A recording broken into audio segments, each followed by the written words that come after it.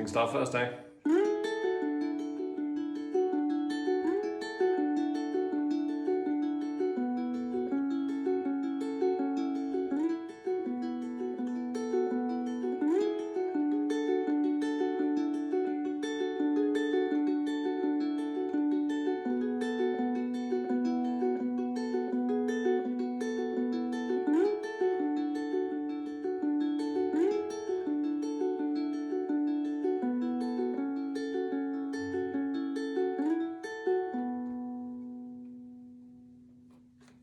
Hello, hello. Today we're talking about a nice tuning, scales and the Kings of Leon.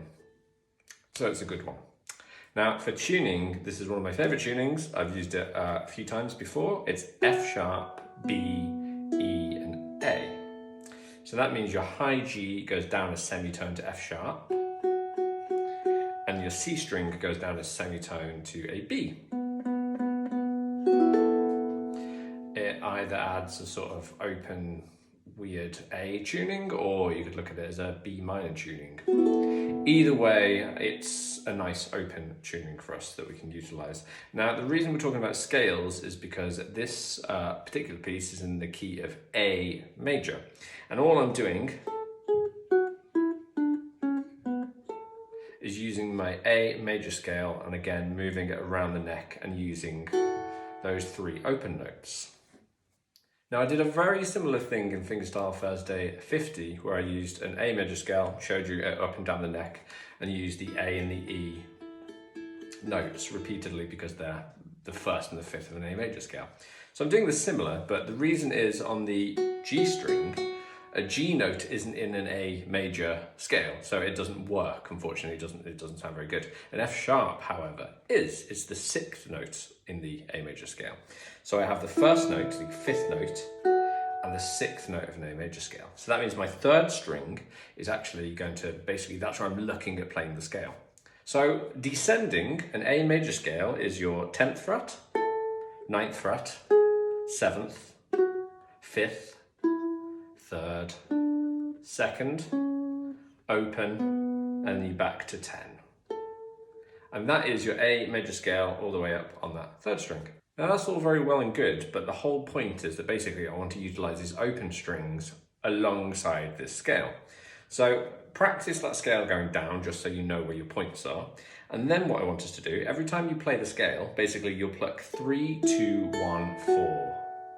So you're plucking the third string where the note of the scale is, then the second string, then the first string, and then the fourth string. Now again, play that A major scale descending using that pattern.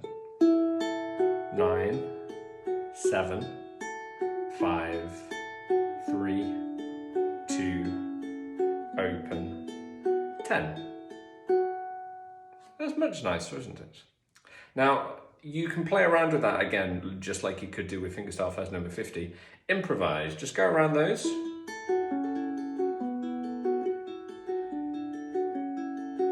Have a little play yourself and try and create something cool. Right, now that's the tuning and a little bit of theory out of the way, let's talk about the actual riff itself. Now, I primarily, for the main riff with a sliding in, use that finger. I use my middle finger on the left hand, and I pretty much only stick to one finger when I'm moving around for this first half of the riff.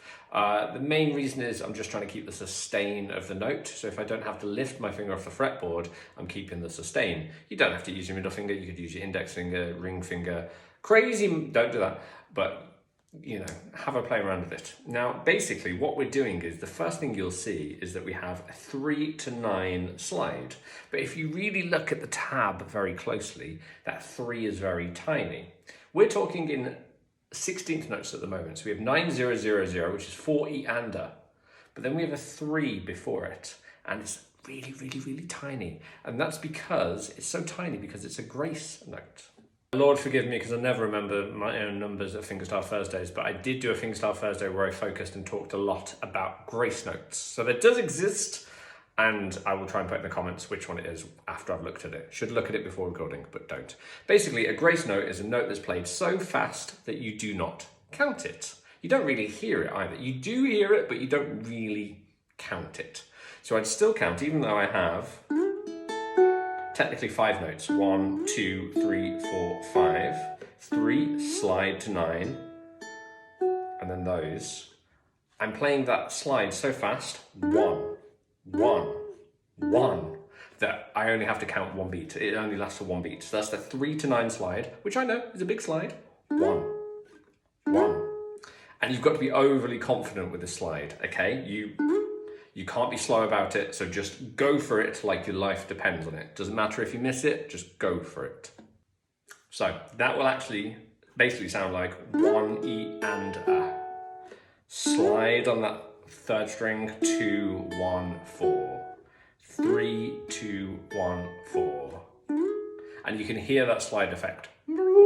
Like that. Very good sound effect, Sammy. Excellent. Don't regret that. Cool. So that is basically, that's that grace note again. If it was a normal slide, it'd be 4E. You would count each note and hear them separately. 4E and then I've run out. So grace note, so fast you don't count it. 4E and A. Now, I've been calling this bar, this first bar, 4E and A. And it's the very first beat of the bar, Sammy. So why are you saying 4? Why aren't you saying 1?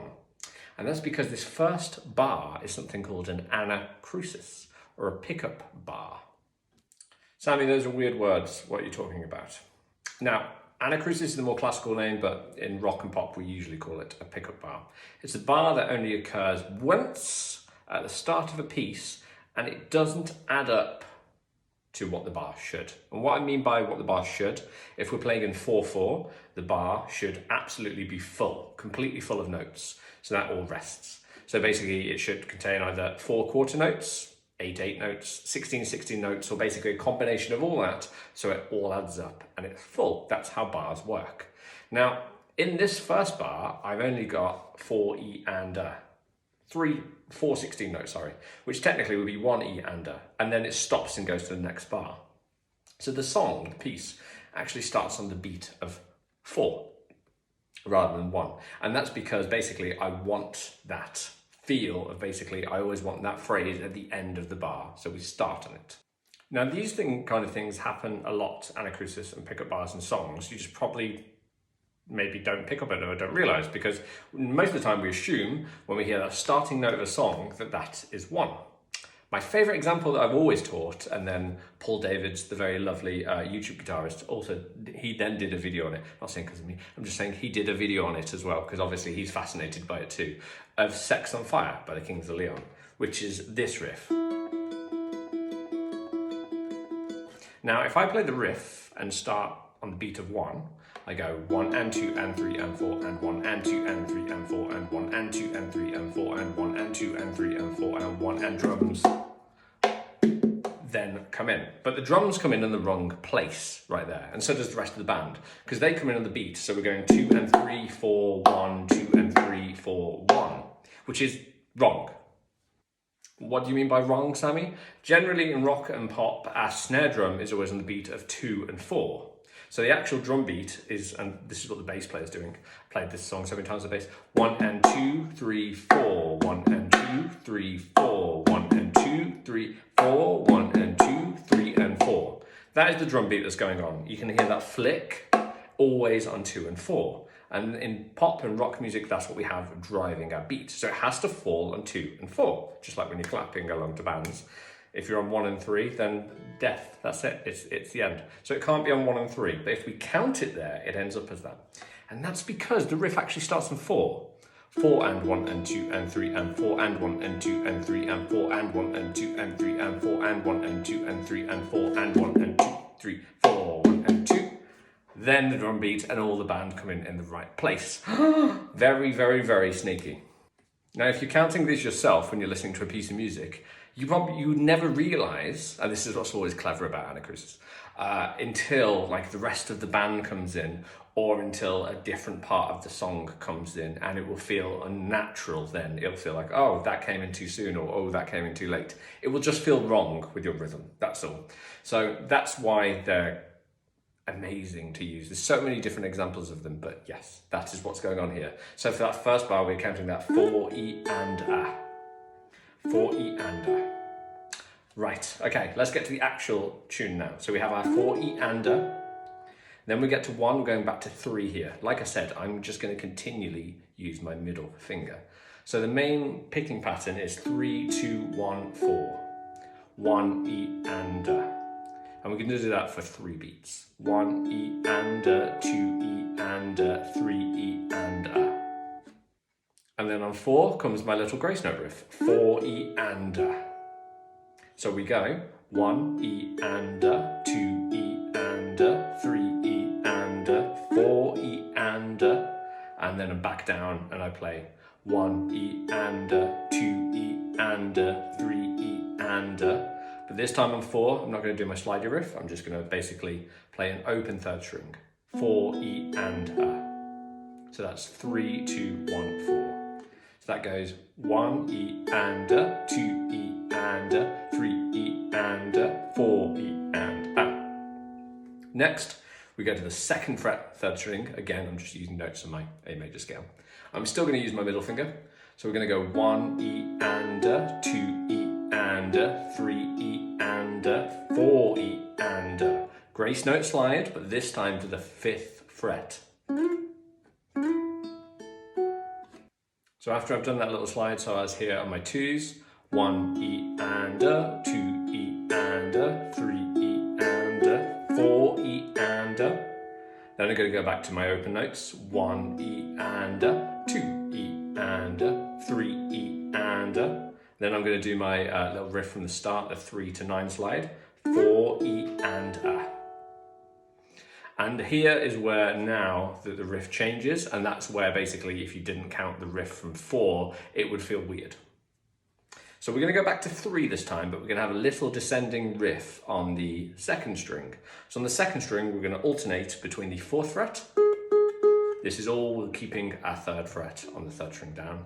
2nd fret, index, open, and then back to 2nd index. 4, 2, open, 2. You can either use your ring finger or your pinky for that 4th fret, whatever's more comfortable. Okay, so what we're going to do is I'm going to try and keep my index finger there straight away. So my ring finger is going to be, I tend to use my pinky, but ring finger seems like a very good idea. Ring finger on the 4th fret on the 2nd string, and I'm still going to play the same right hand pattern, 3, 2, 1, 4. Then I'm going to remove my ring finger, so I've got my index on the 2nd, 3, 2, 1, 4. Remove my index, so it's open, 3, 2, 1, 4. Put my index back down, 3, 2, 1, 4. I'm then going to do exactly the same, so ring finger goes back on the 4th fret, 3, 2, 1, 4. Remove, 3, 2, 1, 4. Remove, 3, 2, 1, 4. Add, 3, 2, 1, 4. These are still 16th notes, so we're going 1, E, and 2, E, and 3, E, and 4, E, and 1, E, and 2, E, and 3, E, and 4, E, and Now imagine doing exactly the same riff, but without your middle finger on the 3rd string. That's it. So for the first bar, we'll go 1, E, and 2, E, and 3, E, and 4, 4, E, and For the 2nd bar, we're going to go 1, E, and 2, E, and 3, E, and then on 4 E, and we're putting our slide E from the 3 to 9 riff again. 4, E, and From that point, we go back to the original riff. So I'm back onto 3, 3, 3, slide to 9, 3, 3, 3, open, 2, 2, 2, slide to 5, and we finish with a nice open note there. And that is it. That is our piece completely done.